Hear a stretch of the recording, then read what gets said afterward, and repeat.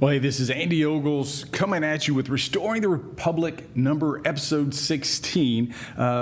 Quick episode, 4 quick things. Obviously, a lot of you watched the debate between President Trump and Vice President Harris. So what happened, in case you did miss it? I would argue that it's probably a draw. And so I think if you're President Trump, you're happy with your performance in that you got some of your talking points in. You didn't take the bait as much as Harris was wanting you to. And with the mics muted, she couldn't egg you on. In the case of Harris, I think the expectations were so low that she kind of performed or overperformed what people may have been expecting. But that being said, when you look at, I think the big loser of the night was ABC. I think it hurt their brand.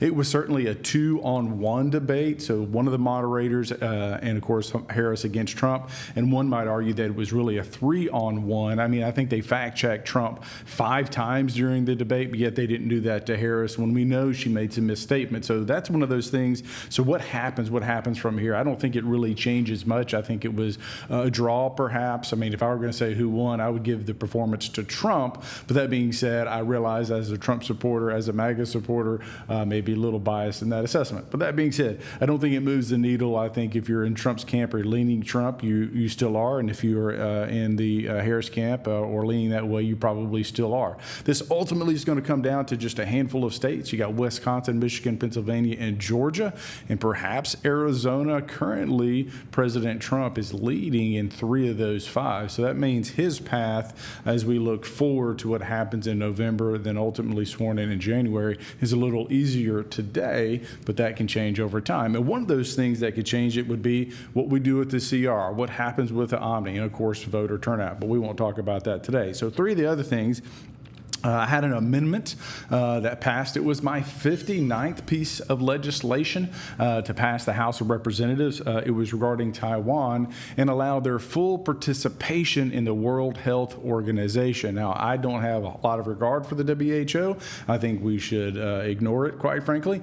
But since it exists and we're a member of it, Taiwan should have full access. Now, keep in mind, and so if you think back to 2020 and you think back to COVID in December, January, February, China was saying there's nothing to see here, yet Taiwan at the end of December was saying, hey, we have evidence of human-to-human transmission of the coronavirus. Nobody paid attention, and because they weren't a full member of the WHO, they didn't have the forum. Again, in January, they visited Wuhan and said, hey, we have evidence of human-to-human transmission of COVID.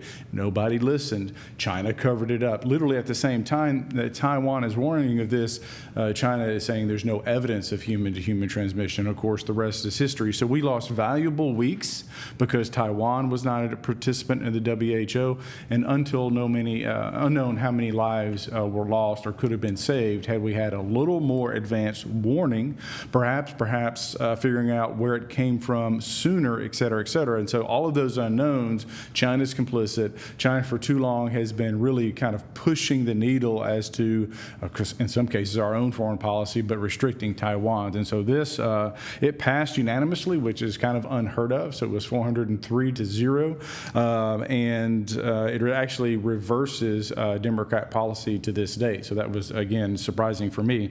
I have a bill for veterans. It regards affordable housing bill. And so currently there's a bill out there that reduces some of the fees for veterans, in some cases up to 65%. The problem is the implementation of that bill isn't until 2031. So what my bill does is basically reauthorize that, but make it effective October of this year of 2024. And it's no new money because we're paying for it from some of the wasted money out of the Biden administration. So we're clawing some of those monies back out of the Inflation Reduction Act and paying for this. So it's no new money, but it's a huge benefit to our veterans when we see over and over again some of the fees being a hurdle or an impediment to our veterans who have served our country.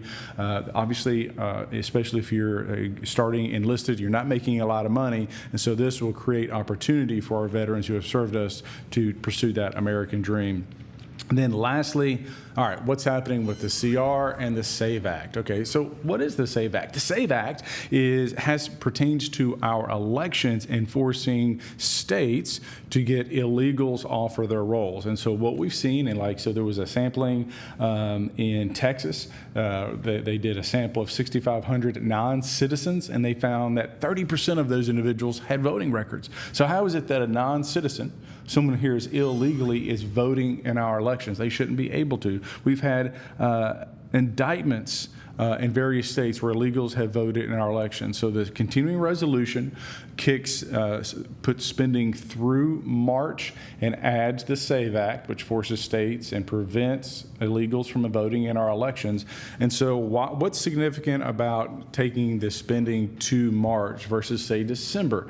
So what's historically has happened is spending has been continued through December, but what that sets us up for is a Senate omnibus. If you think back to the almost $2 trillion that was spent a few years ago, we don't want that again. Now, I have never voted for a CR in my time in Congress, but the only way I would consider it, and so I would be a lean yes, is if the SAVE Act is on there and we push it to March. And again, the significance of that is if you presume Trump wins, he comes into office, and what happens is right after he's sworn in, we're reappropriating dollars to align with his administration and his agenda and goals for the country. We all know that we're spending too much money. We all know the economy is struggling. We all know that inflation has hit family homes harder. You just go to the grocery store, eggs, bread, you name it. Anecdotally, this data is maybe 2 weeks old, but the sales of sausage and brat is up, and your more expensive meats like beef and steak have gone down, which is kind of it's a non-scientific indicator that families are struggling, and so they're pinching pennies on their protein by buying the cheaper protein, and so you're seeing the sales go up of that protein. So again, it's a non-scientific indicator that we're in a recession, that families are struggling, but it's a real life mom and pop indicator of, you know what, families are struggling. This economy is broken. The Harris-Biden regime has broken our economy at a time when it should be soaring. When you look around the world, you have Russia versus Ukraine, you have China and Taiwan, you have Haiti, you have parts of Africa, of course, the attack against Israel. The world is a dumpster fire. Why? Because of the Harris-Biden's failed policy. So we've got to get back to common sense, to law and order, less government, less spending, and push back against this two-tier justice system that has been persecuting the former president. With that, this is Andy Ogles, Restoring the Republic, number 16, episode 16. Thank you, and God bless.